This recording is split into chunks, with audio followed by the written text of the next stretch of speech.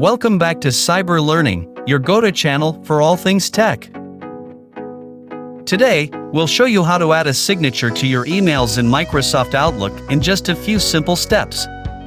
Step 1. Open Microsoft Outlook on your computer.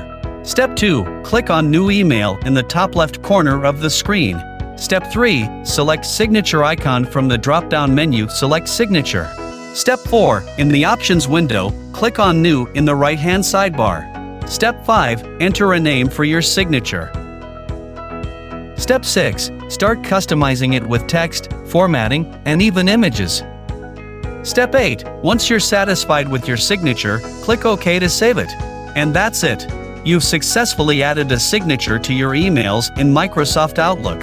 Make your messages stand out with a personal touch. Stay tuned for more tech tutorials and tips on cyber learning. Don't forget to like, comment, and subscribe for more awesome content.